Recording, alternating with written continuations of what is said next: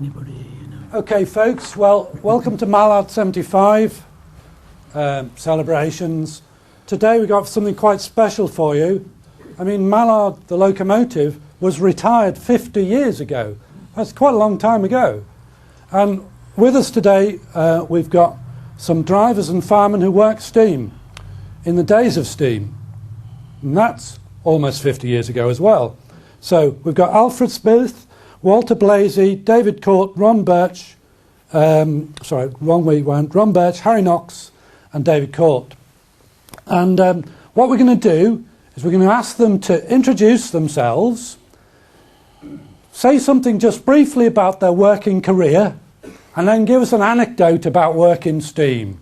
And then after we've gone through all five, we'll go into the business of asking questions, because it's quite hard to talk about your working life. You know, if you ever asked a kid, you know, what did you do at school? They always say stuff, because you don't necessarily remember what you did. It must be harder to remember your working life from a long time ago. So we're asking them to do something quite unusual here, but having spoken to them this morning, I think they're quite up for the challenge. So if we could start with Mr. Smith, please. Over to you. Smith, you.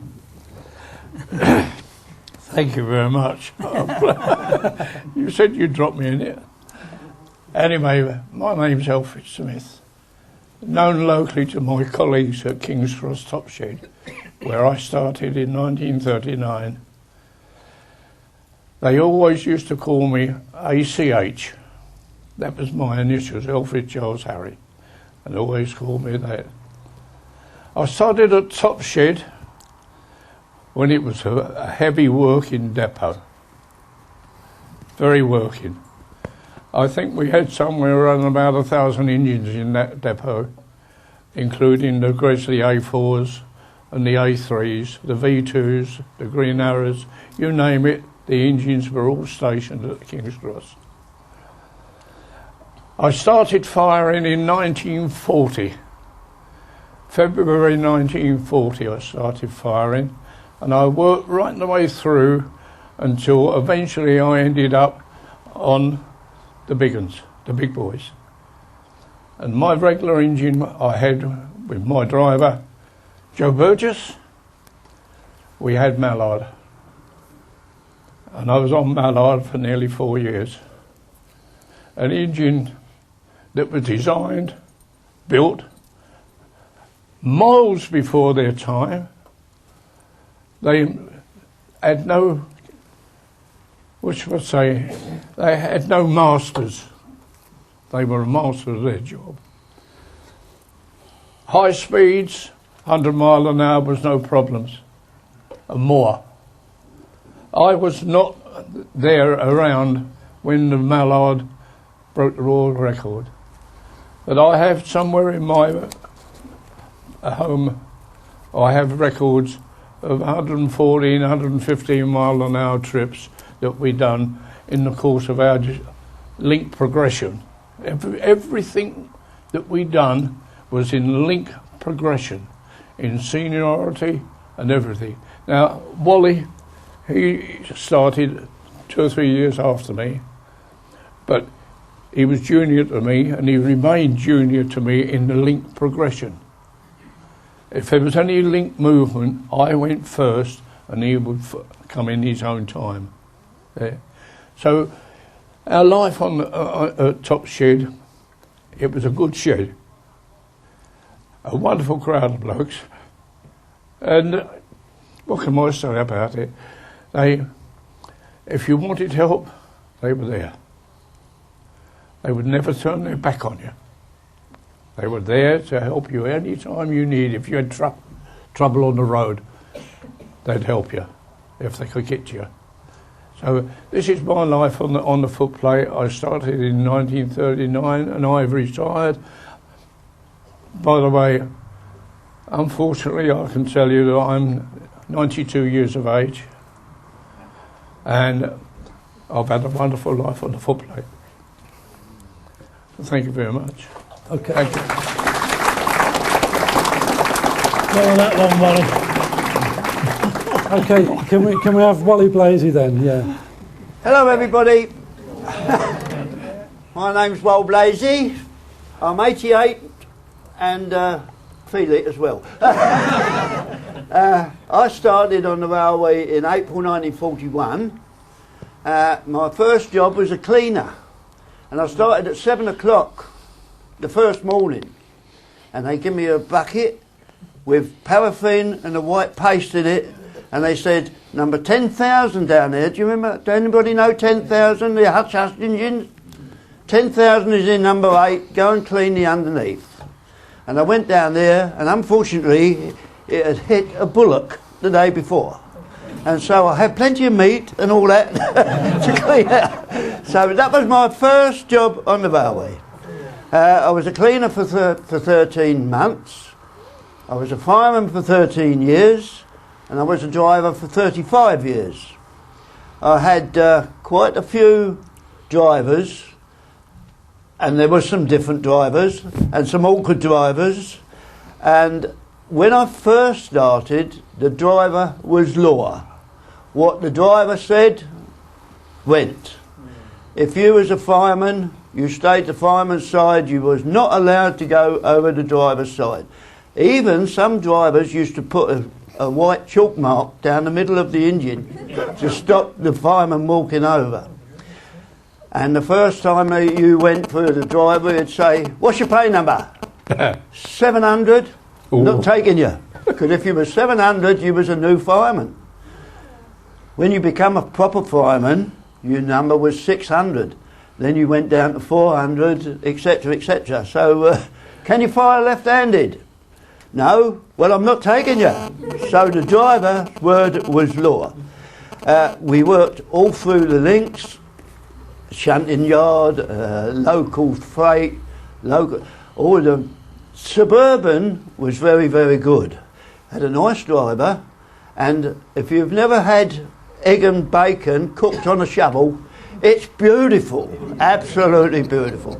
We got to Hertford one day and we put egg. He said, "I'm going to have my breakfast." So we got the shovel out and you put water in the shovel, put it in, and it boils, wipe it out, and then you put your egg and bacon, bit of lard in, egg and bacon, and you put it in, and it comes out beautiful.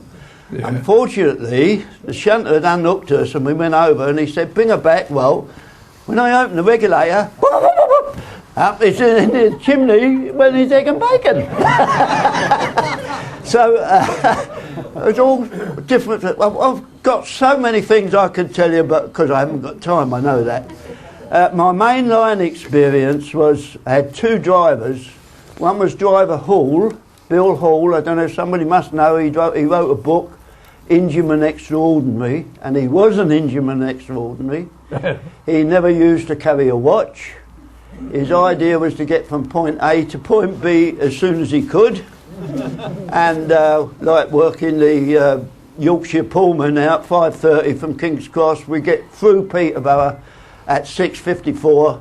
We used to stop dead at Peterborough in an hour. And we'd stand there for 24 minutes with the steam blowing off and everything like, because we couldn't get through the station. But that was Bill, get from point A to point B as soon as he could.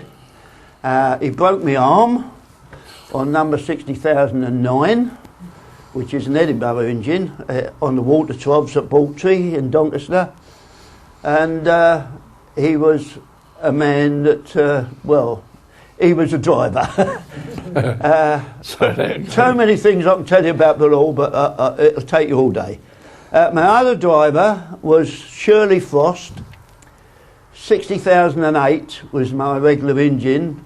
Dwight D. Eisenhower had it for 2.5 years, and my driver Shirley came from Leicester on the Central, and he had no idea how to work a Northern engine. He was a man that said, "Open the regulator and let all the fire go up the chimney," and we used to go regular to see the inspector for catching the farmers' fields alight with the sparks. And 3 times I ran out of coal, and we got Potter's Bar and said, "Shirley, that's your lot, there's no more coal, and everything was washed down, and then because we rolled down into King's Cross, and the engine had to be taken up to the top shed, drawn up by another engine.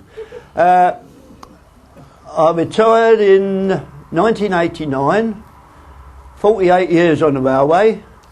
I would have done 50 if they'd have let me, but because diesels and the electrics was coming in 240 mile an hour, they said they wouldn't get the money's worth out of us, so they retired us before we should have done. But I've had a smashing time. Everybody was very, very nice. There was, as I say, some drivers and there were some different drivers. But when you answer questions, I've got plenty to tell you if you want.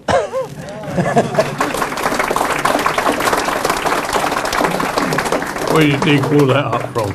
Well, By the way, folks, just remind you that your mics are on at all times. Yeah. So not too much ad-libbing. Anyway, Ron Birch next, if you would, Right, please. I don't know how to follow these two. Your railway career. Yeah, I and started in 1947 at the age of 14. And in those days, you started as a messenger boy because you weren't old enough to do any firing. You then progressed into the workshops where the Mallard was built. This is at Doncaster. And from there became a fireman by moving. Sorry, we're delivering water. All right. I moved down to Carlow. I don't know if anybody's heard of Carlow, Doncaster? No? Yes. Yeah. Yeah. Right. And from there I progressed through the links from being a cleaner, a past cleaner, a fireman, a past fireman, and then a driver. But when I became a driver, I then moved to King's Cross. But as a fireman, I worked approximately 330 odd trips on A4s, A1s, V2s, anything like that. And the one trip I do remember on Mallard was working the 920 out of King's Cross. We went through to all the troughs, if you know what water troughs are. We pick up water, and near Newark, we picked up water, and a lump of coal went through a bus window, stood at some crossings. Now, according to the police, we either killed somebody or injured somebody.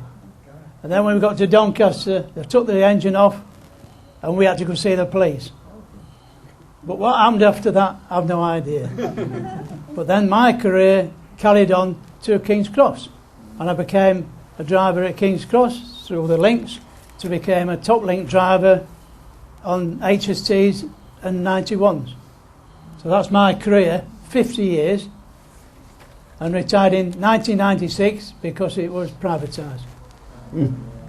Right? well done. Well done.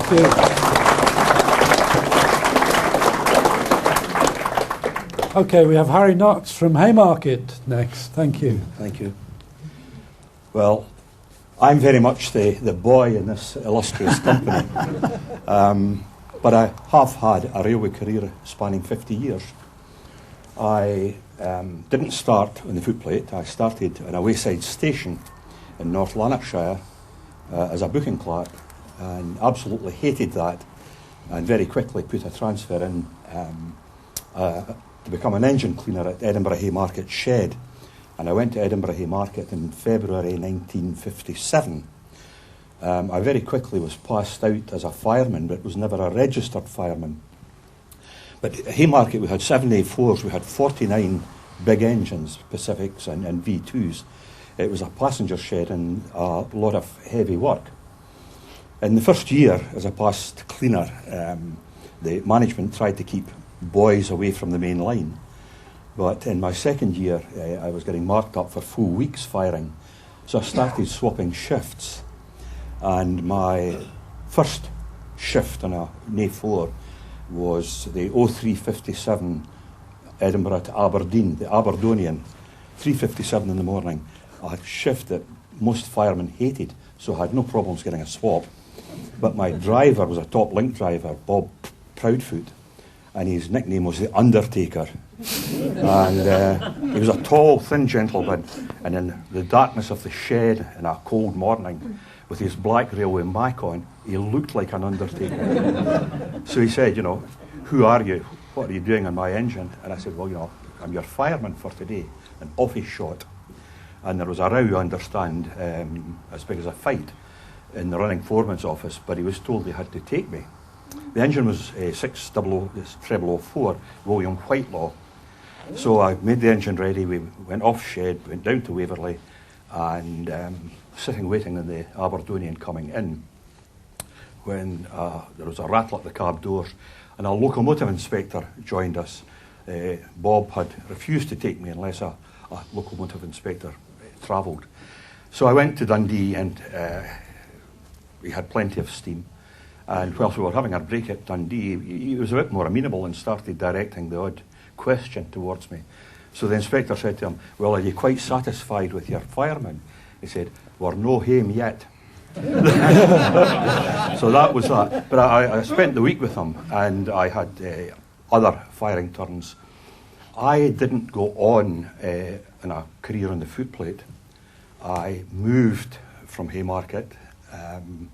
I finished my railway career with British Rail in 1994 at privatisation, and I was the Regional Operations Signalling and Safety Officer for Scotland. At privatisation, I didn't want to go to rail track, and they didn't particularly want us operators. So they made an offer I couldn't refuse, and I took the offer and started on the Monday with Transmark, which was the British Rail consultancy arm. I had 5 years in Australia. I had 7 years in Dublin. I have finished 50 years railway career, and if I had it all to do again, I would do it again. I thoroughly enjoyed it. Well.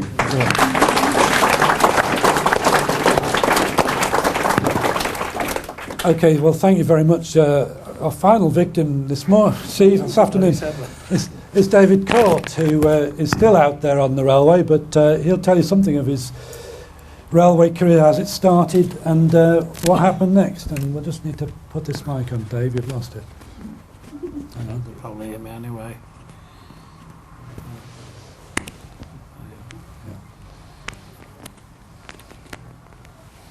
There you go.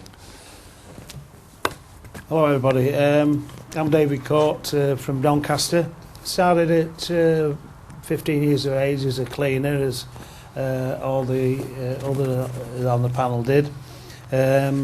Progressed, from cleaner, past cleaner, fireman, and then the onset of diesels came in. But I did have a good 6 years on steam, A4s, A1s, A2s, B1s, you name it, poggy rods, austerities, spaceships, which are 9Fs. And, I was there at the end of steam, and Doncaster closed the steam in April '66 officially, but we did have a number of steam jobs up to end of steam in '68.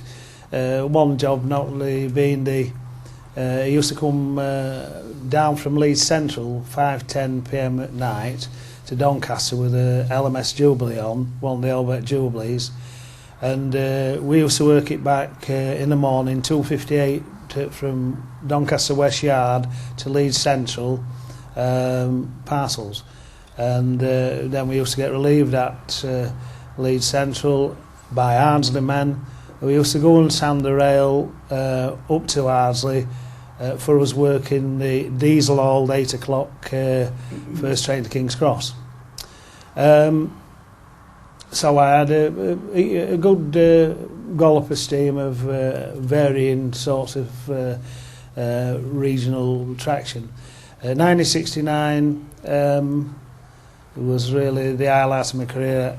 I went to America when Alan Pegler owned Flying Scotsman, and I was a fireman across 17 states on a British trade mission from Boston to Houston in '69 for approximately 2 months.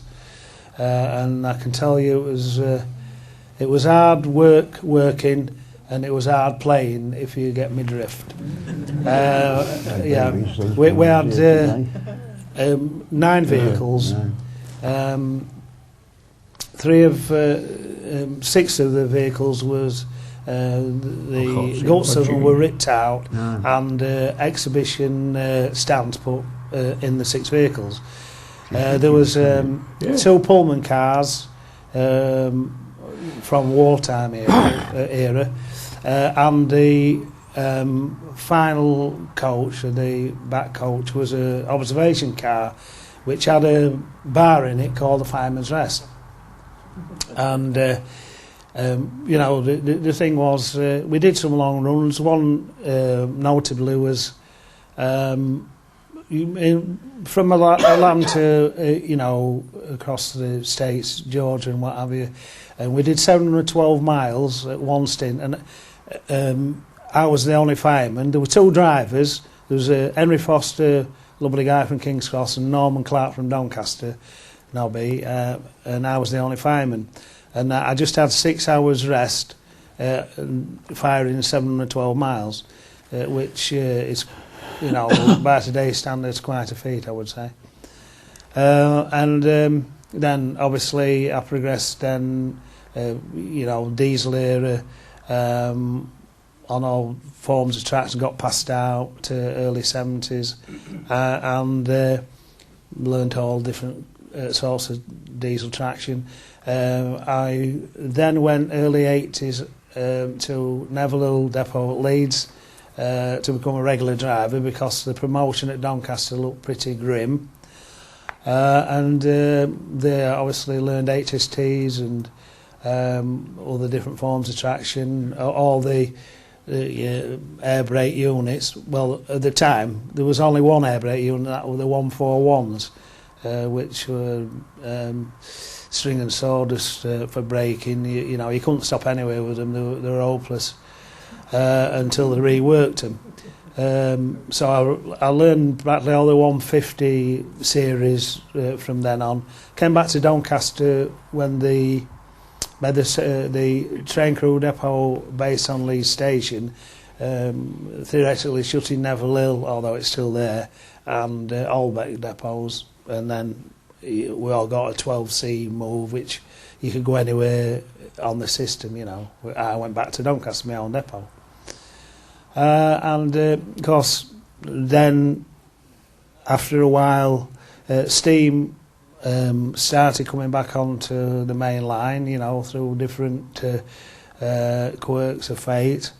And I was lucky to have worked most of the steam locals that's running about to this day, worked on them, you know, as a driver. Also including Tornado, which I did over 3 test runs after it was built in 2008. I got suspended on the last run for speeding. Its design speed is 90 mile an hour, and I took it up to 90 mile an hour with you know, 14 bogies on. It wouldn't have gone any faster, else that day it would have done, but it wouldn't. And the thing was, an interesting fact, the down run from York to Newcastle, we took a shade under 60 minutes for 72 point something miles, York to Chesley Street, where we did an emergency brake stop, and that became, we averaged 71.4 mile an hour, I think, and according to the experts, that's the fastest start to stop run in the world in the last 50 years. So that was that. I've brought a log which has been done by the performance editor of Steam Railway, Mike Notley, and it's when in what date? Put my bins on. Yeah, it was Saturday the 5th of June. NRM did 3 York to Newcastle and return runs over a period of the Railfest in that year. And I was the driver on 2 out of the 3 of them. And the first one, we had, It was Union South Africa, 13 vehicles, 467 tonnes, 505 tonnes gross. I was the driver. Fireman was Steve Answer of Tyne Yard, and he's now a driver in his own right and regularly drives steam on the main line.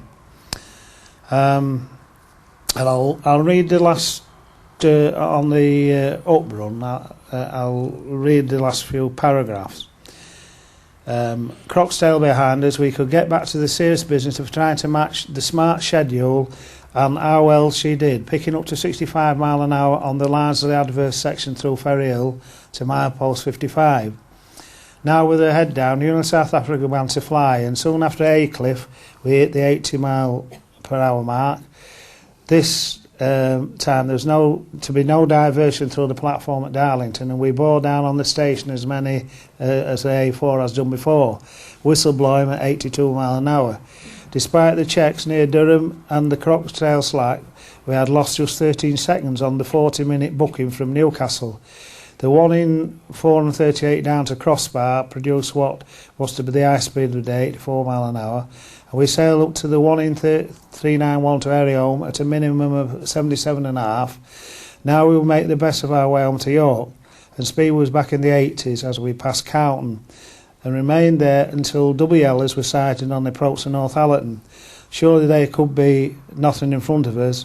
A rub of the brakes brought us down to 75, but then the road cleared and steam was reapplied. By milepost 28 we were back over 80, cruising at 81-82 for mile after mile, and repeating our 84 mile an hour maximum down the 1 in 629 beyond Otterington. It wasn't until after milepost 6 that speed fell below 80 mile an hour. The average between milepost 28 and 6 being 81.7, and as we passed Skelton Junction with the brakes on, we were 2 minutes early, having run the 78.65 miles from Newcastle in just 71 minutes 49 seconds. A fast finish into York brought us back into platform 10, 1 3/4 minutes ahead of time, in 75 minutes 11 seconds. For the 80.3 miles. The checks before Durham had cost us 3 minutes or so, making no allowance for the Croxdale slack. We had a net time of only 72 minutes, an average speed of 66.9, and one of the finest runs, not just of recent times, but in the whole preservation period. The statistics for the day are most impressive. Adding the two journeys together, 60,009 had covered 160.6 miles in 1 second over 156 minutes, including all delays. Her net time was around 147 3/4 minutes, an average speed of 65.2. On the outward run, she had averaged 76.4 between milepost 6 and 42, and 75.8 between milepost 68 and 78.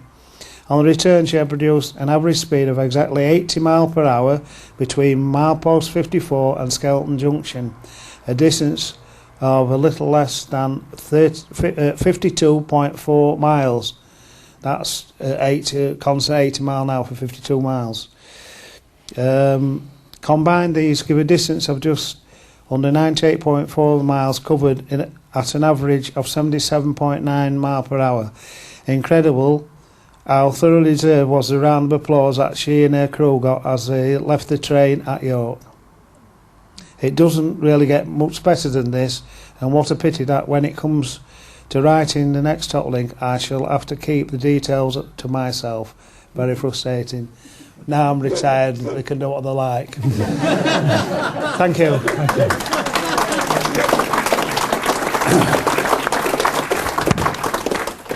Okay, there you are, folks. That's glimpses of the world of steam from way back to now. If I can just start the questions rolling, I think one question I've got to ask. Mr. Blazey here said Bill Hull broke his arm. Perhaps he could explain what he meant by that. We used to have an engine 60,006, which was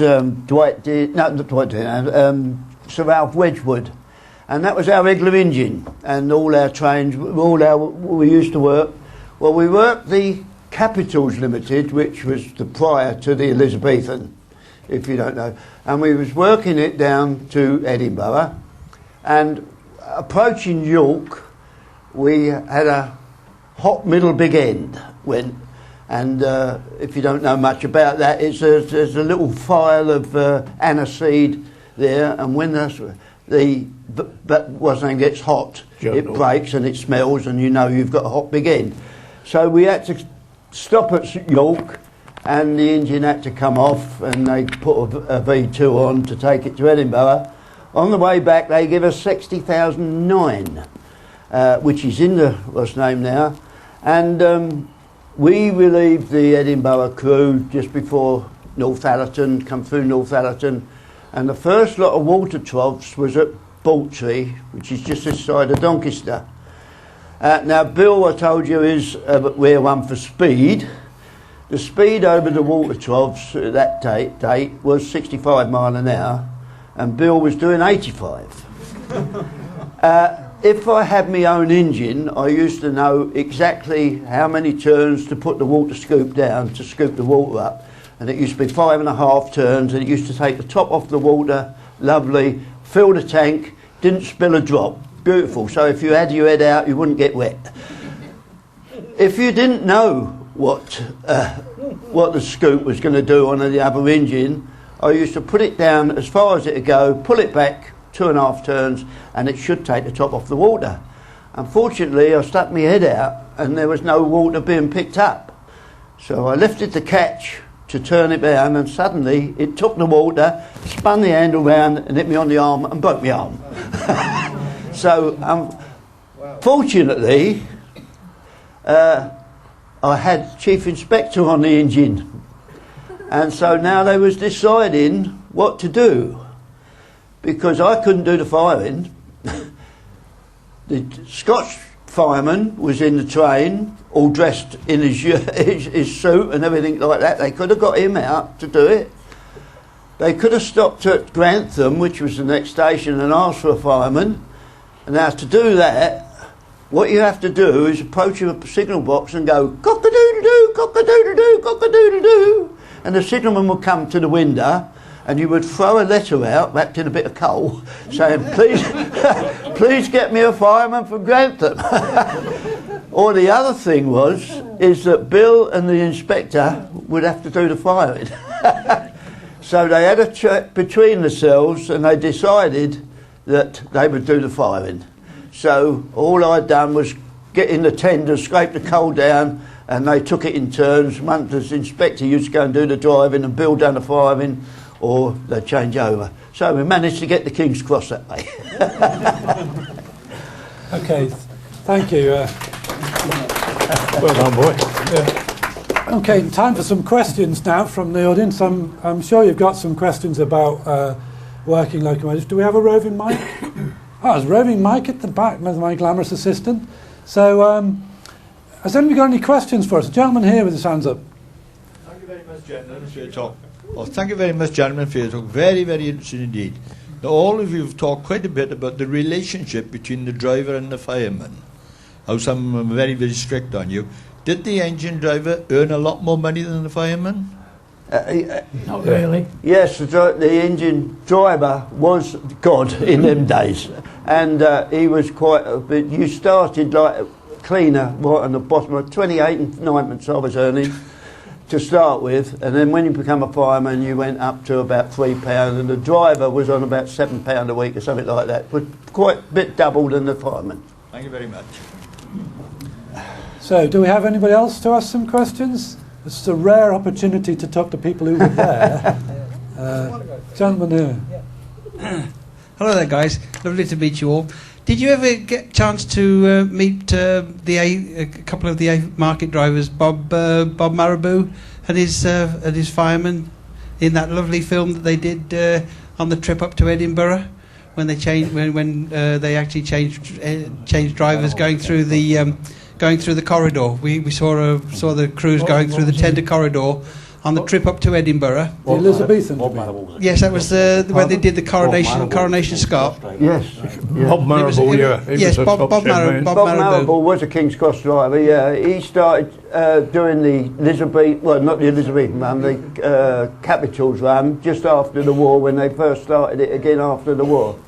but he was on that after all. I think it was on 22. I think it was the Mallard. My other question is that I'm sad to say my terrible claim to fame as a person who likes railways. My ancestor, sadly, was Dr. Richard Beeching. I'm sorry, folks. Yes, I'm very sorry. That is, yes, my great ancestor was Dr. Richard Beeching, and I totally disagreed with him that he had to get rid of the railways. Yes, right. Yeah. Oh, well done, mate. Well yes, done. I totally disagree with him, but unfortunately, yes, through my family tree, which I've managed to trace, sadly, my only claim to fame is that my great ancestor was Dr. Richard Beeching, and I'm very sorry to everybody, but thank God we've got people that fight for steam railways, and let's keep them going. Thank you. You're a yellow card. Get him out. Hi, an unusual question possibly. Just wonder if any of you either saw the original P2 either in its original state or after it being ruined by Thompson. Sorry, The P2, 282, whether you ever saw that or whether if you saw the later incarnation when it had been ruined into a Pacific loco. Do you mean Cock of the North? Yeah. Yeah. Either its original state. They turned it Never saw into... it. Yeah. Yeah, they Never turned saw it it. in... What was it for? 508, wasn't it? 508 Cock of the North. Yeah. 501 to 506. Yeah. Yeah, 506. But in their original state, they were all Scottish engines. They were Yeah. all either at They were built Haymarket, for, Dundee, or weren't they? Aberdeen. When Thompson rebuilt them, Haymarket got 3, Yeah. and Haymarket men got rid of them very quickly. Haymarket men were Gresley men, and they did not like Thompson. I think they ended up at York. The rebuilds, but they weren't terribly I good. don't think it was Thompson's, wasn't it? No. Okay, next question. Mallard was chosen for the record run because it had a double chimney, a kill That's shot correct. double chimney. That's They correct. subsequently built 3 more with double chimneys, but the remaining 31 were not fitted with them That's until the modification of the class started in 1956. Now, from your experience, before they fitted the A4s with double chimneys, could you tell a difference? Did you find the 4 with the double chimneys a much freer locomotive and more powerful, perhaps? Yes, number 33 and 34 was 2 with double, what they call it, Glide shot. Yeah, sorry, I'll put my teeth in. Yes, 33, and they're very, very good steaming engines. We used to like them because some of them we used to struggle with, that didn't have one, but they was very, very good, especially 33 Seagull and 34 Lord Farrington. They was quite good.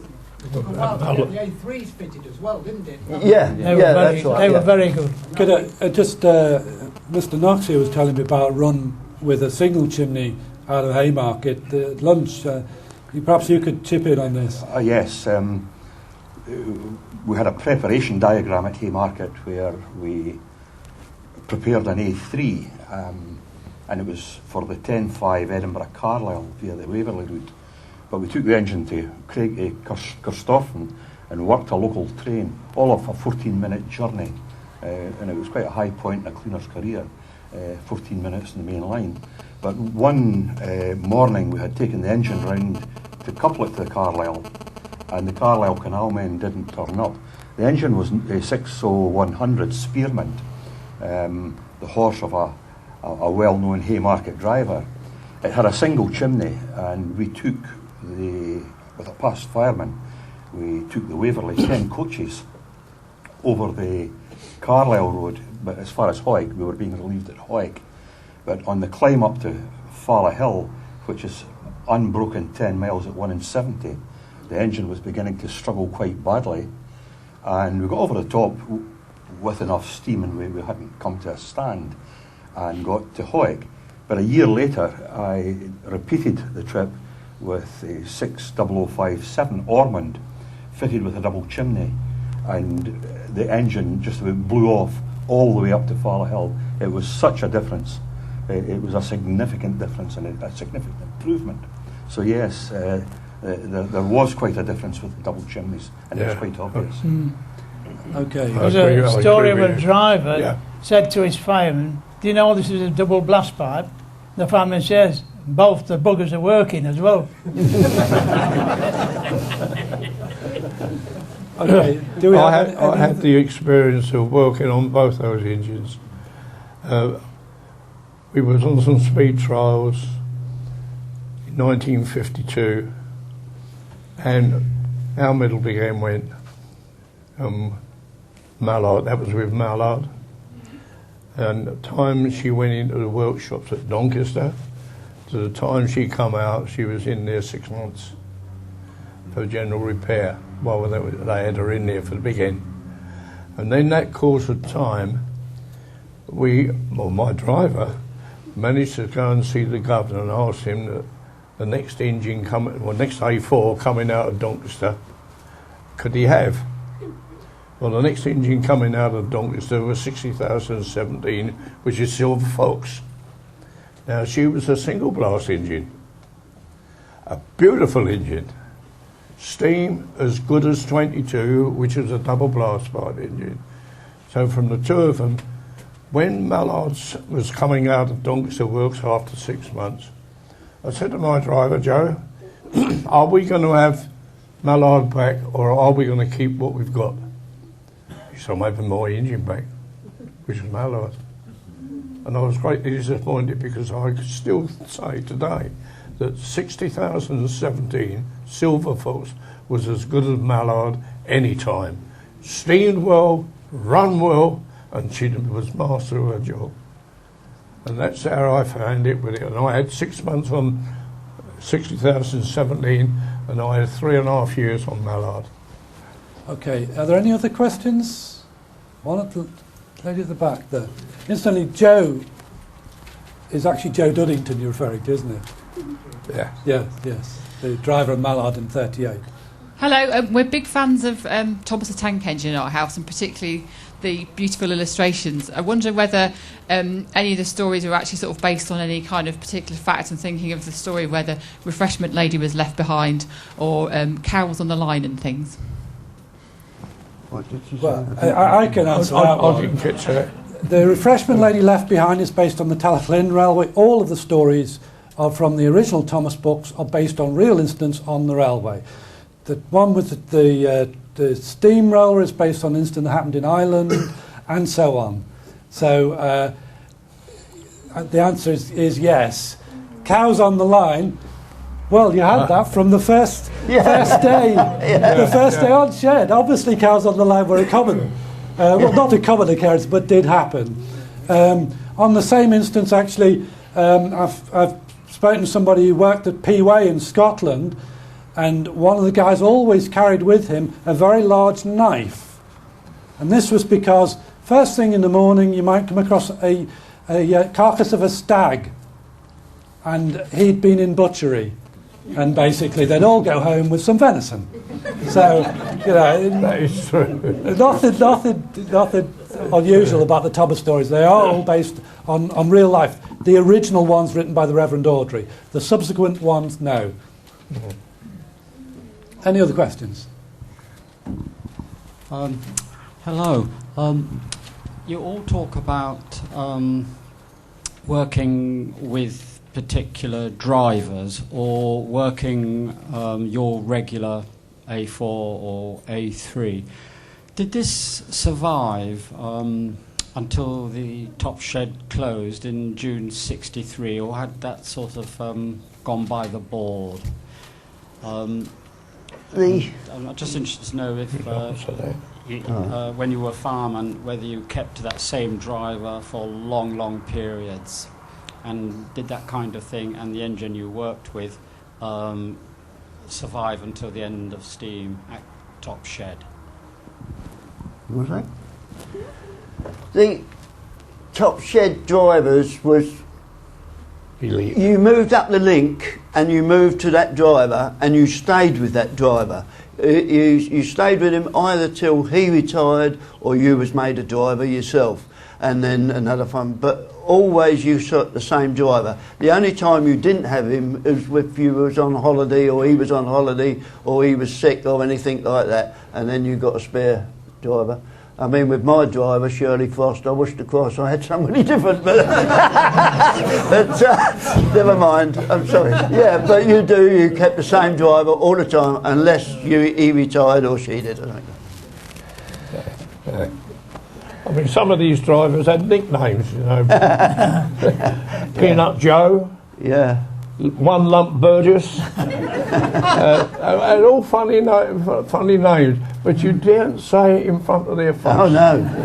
No, that would have been your lot. But no, I hired a fellow named Joe Burgess. He wasn't a driver. He was an engineman. He was brilliant. It wasn't so much the top link driver that you had. It worked all through the links. You started at the bottom links and you had a driver and you stayed with that driver until either he moved up into a mainline link or you moved up. But you stayed, and then the next driver you stayed with him. So you really got all different drivers, but you stayed with them all the time. Yeah. When I went in the top link there, I spent nearly 4 years in it. And I had to come off because I got passed out as a driver. And the second year after I'd been passed out, I'd only had a few driving turns. The foreman phoned over to our mess room, wanted me to see him. I went down round to his office and see him, and he said, Alf, he said, do you want to make a couple of hours overtime? Which was unusual, and of course it was always just 7 hours and a half and finished. Wasn't allowed. It wasn't. So I said, why, what is it, Perce? He said, well, your old mate is retiring today.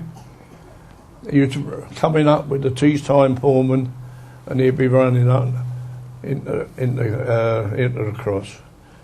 He said, you're a young driver. How many turns you got?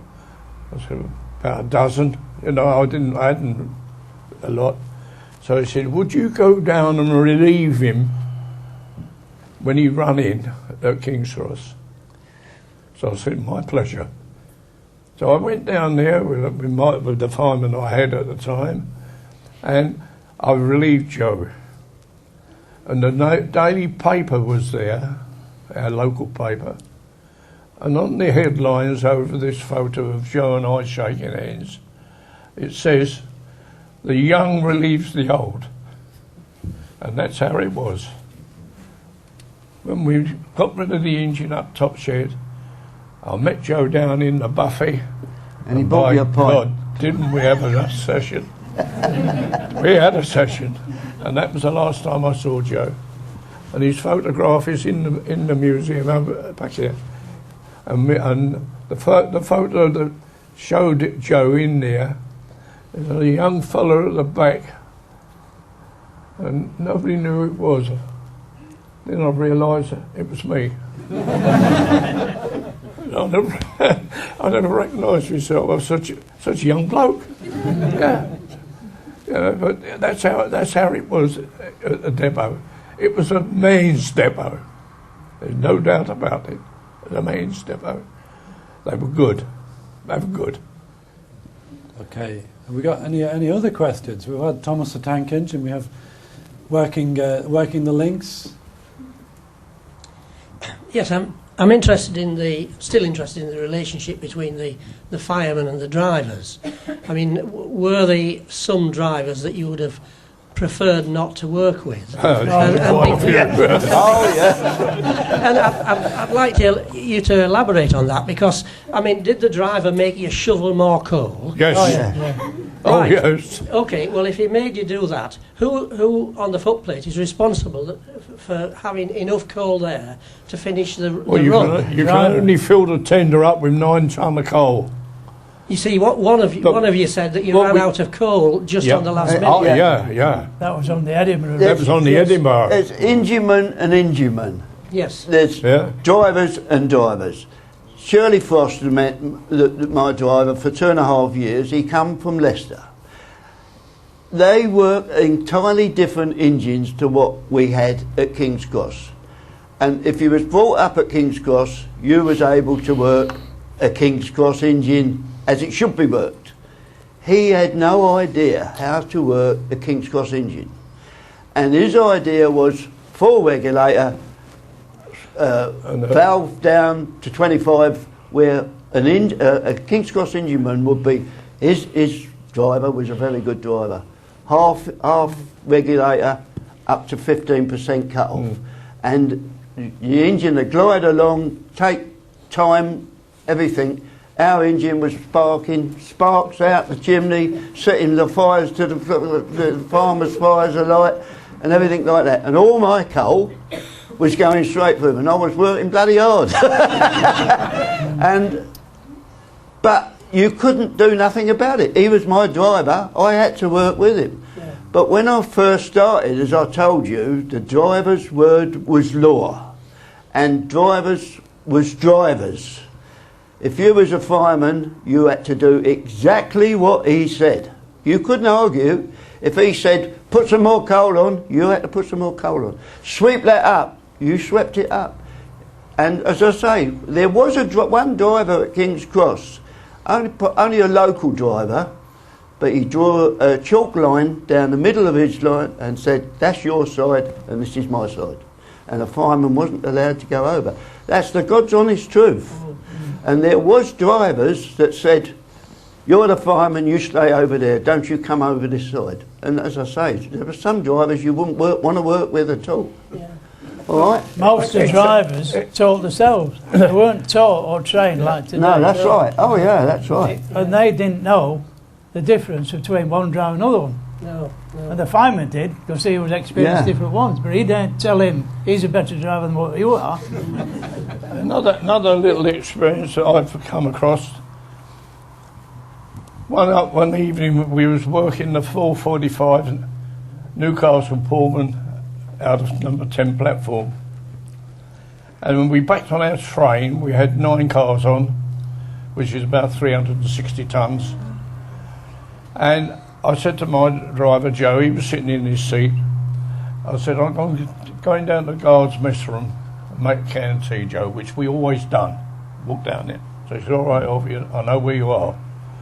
So when I eventually got back on the engine, there's a bloke sitting there in my seat.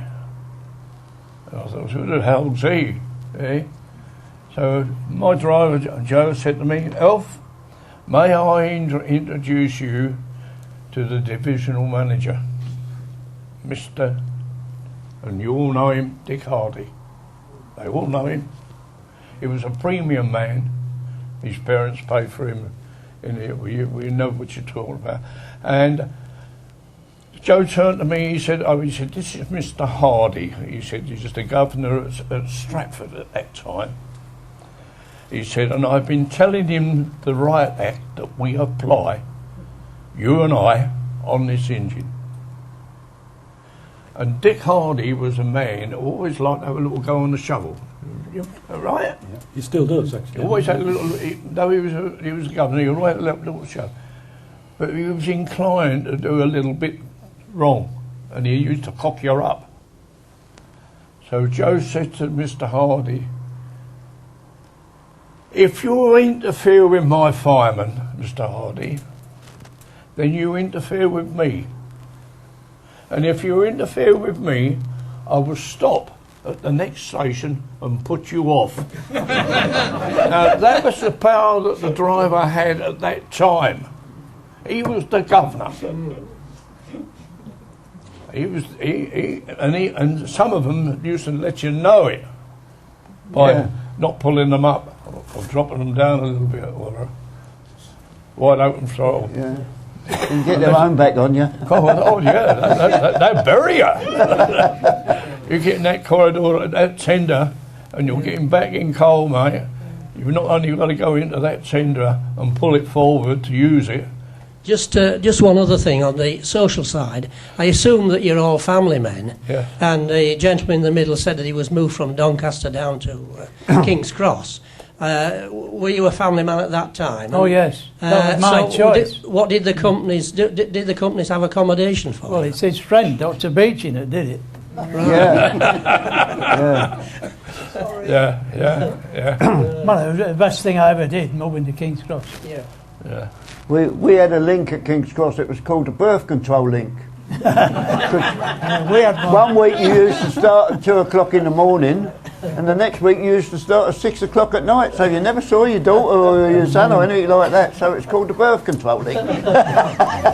You shovel that much coal, you never had a chance. You're so right. Yeah. It's a wide-ranging set of issues we're covering here, I think. So, any other questions? Because we're just wrapping up now. I think we need to take one more question if anybody's got a burning question. Gentleman right at the back there.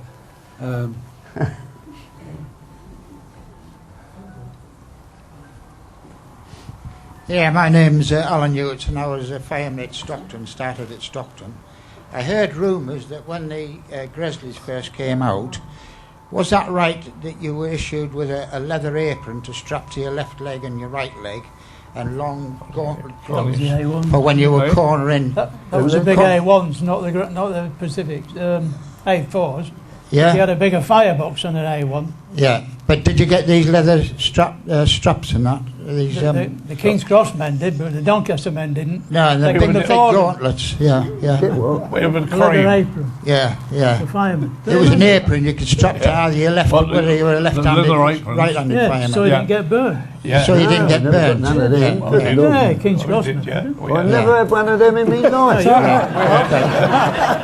Hang on a second, folks. I had 2 pair of overalls to last me 12 months. That's all I got, and all the side used to be patched up where the fire used to singe it and burn it. That's right. That's all I had. I didn't have no leather apron. I know what I did. So I fired both sides, so I was a lot better off. You was ambidextrous. I could burn both sides instead of one. Yeah. Especially the 9Fs. Yeah, we didn't get any of them. Yeah. So we got Tankos and rods and those and the Atlantics, got all those engines. But, so we weren't just Pacific men, we drove fired every engine on the railway, and they varied. They all were different steamers, and you had different drivers with different techniques. You didn't know what you were going to get each day. It was an experience each day. I could write a book on every engine I ever But we wouldn't change a minute of it, would we, mate? No, I enjoyed my time. Well, I might do on some of them. I enjoy my time. Okay, to wrap up then, let's. You talked about all the engines you fired, Mr. Birch. So if we can just go from one side to the other, what was your favourite engine starting? Well, my favourite engine is the one that's down there now, which is 60,008, which is. I can't even remember the bloody name of it. Dwight D. Eisenhower. And I had that for 2.5 years, and it was a lovely engine, no problem at all. We used to have a rest day once a fortnight, and we worked at 2 o'clock out to Grantham, changed over, because during the war we only used to go as far as Grantham because the northern drivers wouldn't come because of the bombing. So we always used to change over at Grantham. And we worked at 2 o'clock out to Grantham, back in the cross at 9:54 with the Mark Lane. Yeah. And I was rest day on the Wednesday, and so another crew got my engine, Dwight D. Eisenhower. And a Yankee man come up and he said, I like, and give him 20 quid. And I'm on a bloody rest day. We only used to have a rest day once a fortnight, and the following fortnight I was on rest day on the Thursday.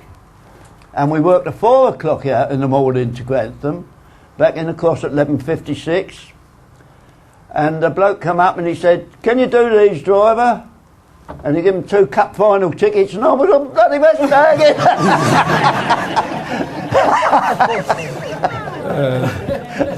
Okay. He can tell them. Okay, He can tell them. Mr. Smith then next. What was your favourite engine? What's your favourite word? That's been what all these people come to look at. 22. 22. Mallard, okay. Yeah, 22, 4468. Well, 22 Mallard. Right. I had almost 4 years on that engine. I've never had a bad day. Never had a bad day. And I had, as he told you, I had a good driver, the best. To show you what kind of a man he was, when we used to go down to Newcastle, we used to work on Teestime Pullman down at Newcastle, and come back up with the poorman. When we used to go into lodge, we used to lodge up, what was the name of that road? Westmoreland Road. Westmoreland Road. we lodged in there. And when we got up the next morning and come down to our breakfast, we had a lovely breakfast. But what does he do? Joe gets his plate, got his fork, and he puts 3 parts of his breakfast on my plate. Not once, not twice. Every day that we was there, that's what he done. And I said to him, Joe, what are you doing? He said, I can get home on a bloody egg. You've got the work to do. Eat it. that was the man's attitude. And nobody got on that engine and interfered with me. He made sure of that. He told them. And this is Mallard was part of our story. Well, it was our story. That was my engine. Thank you. My engine. Okay. Mr. Birch, let's see. Well, I'm going to be a bit different, because my favourite engines were the Deltics. I can tell you a tale about a Deltic. The boiler in the middle of the 2 engines. Floorboards lifted up. The boiler in the between the 2 engines were a pain. If you went in there while they were both screaming away, you came out deaf. Oh, yeah. But they were good. They were fast. They're fast, yeah. But the steamers, they were too long to idle for it. I had interviewed a driver from York who called the Deltics boss of the job. That was his view, the boss of the job. And with the 2 engines... Well, the A4s were boss of their job. Yeah. I'll tell you a story about... Hang on. Sit down on your feet. Can we just get down the line and then we'll come back to you for one last story? Oh, go on then. Mr. Knox next, so... Well, out of the 7 A4s at Haymarket, my favourite was, without a doubt, 60027 Merlin. Firing was the least of your task on Merlin. The bulk of your day was taken over by polishing all the brasswork and all the copper pipes. The cab shone like a jeweller's shop. It was a beautiful engine, and it was a good performing engine. On the last year of the non-stop, Merlin worked the non-stop for 78 runs, and 44 of them were back-to-back. I think the local enthusiasts down south in the London area used to call it Magnificent Merlin, but it was quite a superb engine and beautifully kept. Thank you. Dave, what's your favourite engine? Without a doubt, Flying Scotsman and Tornado. Do you want to give us a why? Well, because... they were clean. Because I had a lot to do with Scotsman, and also with Tornado, I was the first driver on it, so... Never been on that. Thank you. So if we can finish with Mr. Blazey, because I think obviously we could go on all night, but Mr. Blazey, I think we've got to stop after. Give us this last one. Go on there. We worked the 10:30 sleeping car train to Doncaster. Oh, yeah. Right?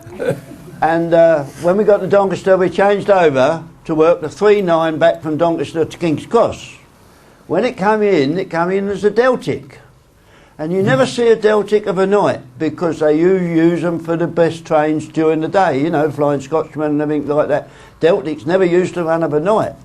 So I thought, God, what we got this for? When I got on, the chief inspector's on there. So I said, what are you doing here at 9 in the morning? He said, Prince Philip's in the train. Oh dear. So anyway, off we go. If the signalman knows there's a VIP in the train, you don't see no red lights.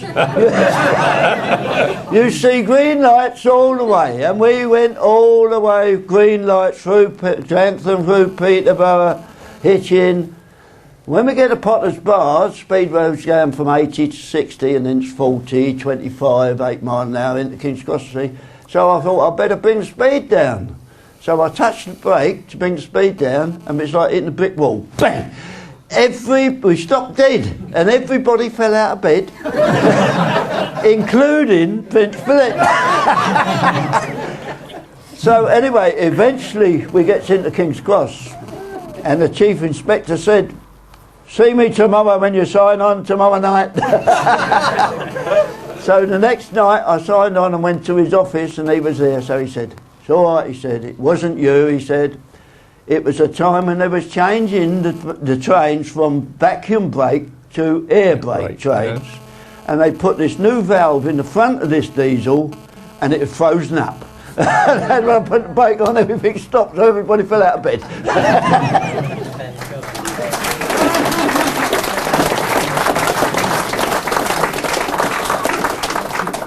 Okay, folks, I think we've learned an awful lot from that, so I'm going to call it a day there. Thanks for coming and enjoy the rest of your day at the National Railway Museum. Thank you. Thanks a lot.